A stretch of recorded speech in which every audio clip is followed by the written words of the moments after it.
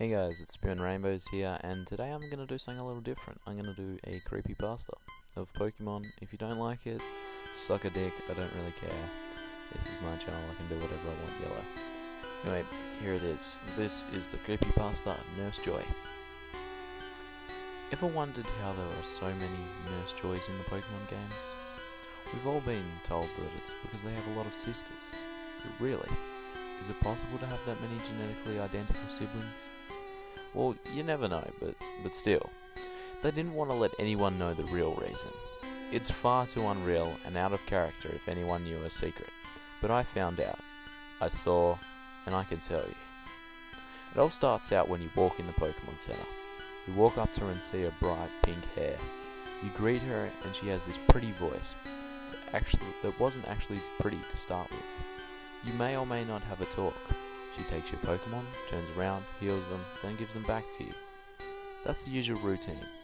Most likely she'll be all nice and caring through the whole process. Give or take the personality she has, because supposedly each one is unique in personality. What you don't know is that she installed a tracking device in your Pokeballs. All 6 of them, in case one falls off. Why? Well, when you enter the building, she knew you'd be perfect. She knew you'd have the characteristics for the job, but you were still a new trainer. The less known, the better. Anyway, she keeps you tracked and alerts the other Nurse Joys you might encounter. That way, when you get to one of them, let's just say, so they can care for you. However, if one of the Nurse Joys sees a trainer that they want and stays in the center to sleep overnight, their real fun begins. You're assigned to a room, most likely a room near the back of the Pokemon Center. Can I take your Pokemon to another room so they can be healed and rested? She may ask. Say no. Just say no. It's their way to isolate you.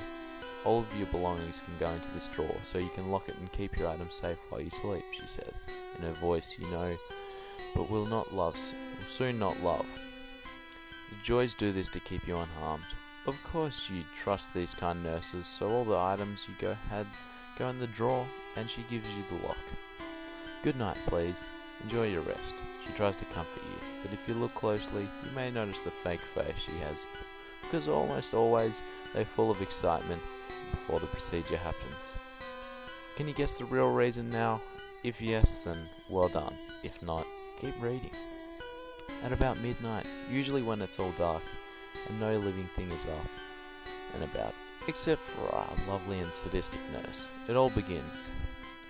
The door to your room gently opens. There's no squeak or creaking noise because she was smart enough to oil the door, so no sound is made when it opens. She comes in with a gurney. You know, those medical strength things they use to carry injured people. Her face is not sweet anymore, but more devilish. She enjoys the ritual. She loves it. The rush, the adrenaline she gets, the red glow in her eyes. It's as if she's possessed by the devil himself. Although you're sound asleep, she doesn't take any chances. So she takes out a needle. No, it's not poison, silly. It's a liquid form of sleep powder in a very high dose. An ounce could keep you asleep for, say, 2 hours. The needle has 10 ounces. She needs all the time she can get for the procedure to be successful. So you're knocked out on a gurney, being pushed around down the hall into a room that's been disguised as the nurse's only room. If you ever somehow manage to see what's inside, here's what you would see. Severed limbs and appendages of different sizes in jars, only ones that didn't transform properly. There are also testicles. Yeah, she cuts them off. She drags the male bodies underneath a saw tool that slices them off. She doesn't mind the bleeding. Actually, she collects it through the drain and jars it. You know, for when she needs a drink. After all the Joys need a constant supply of blood. Now, the next part is her favourite. Joy takes a knife and slices it down from the base of your neck to your groin. She does this very gently because she enjoys it, and if you were to wake up, then you can suffer slowly. At this point, Joy's hair is not neat. It's covered with blood. Her face has completely changed, her pupils completely blood red, and her teeth have suddenly grown a bit, causing them to look like fangs. No, she's not a vampire. Well, she could be, but that's not the point. Joy then has a smile that's a mix of clown and demon because she takes out a bottle of serum with special DNA molecules in it. Joy DNA molecules to be exact. But before she does anything with it, Joy takes out all of your organs, except for a couple like your heart and brain. She stitches your open incision. It's not a decent job. After all, it won't matter. The serum needs to be directly poured onto the brain for it to work. So naturally, Joy will take out a saw, a regular old saw, and slice your head just enough for the brain to be showing.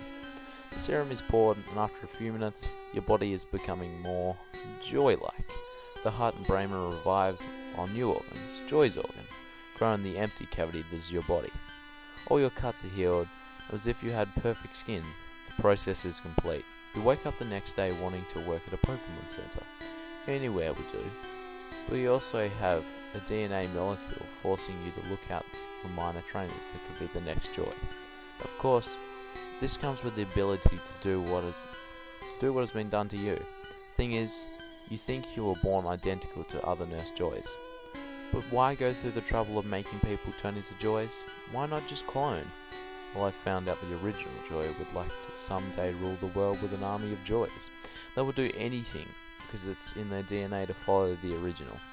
But cloning would attract too much attention. Plus, the whole, I have a lot of sisters that are identical, seems to have been a good story.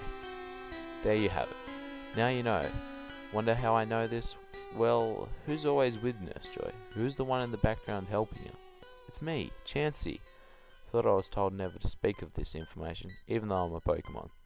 So my advice to you is to come to the Pokemon Center at your own risk. You never know. The thing about the real Nurse Joy is, she likes to hunt around by herself.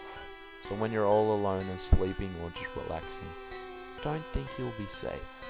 I hear she has a nice demonic face to stare at you with. Oh, it looks like she's just chosen another victim. I think it's you. Well, that was a pretty good creepypasta. I think it got a rating of 2.7. It was alright. I don't say it was great, but at least they were creative. Yeah, it's not realistic in the slightest, but who cares? Anyways, if you like me reading these, I will do some more if you want. I've got some even weirder ones and even some kind of more realistic ones. Anyways, I'll catch you later. Spoon Rainbows out.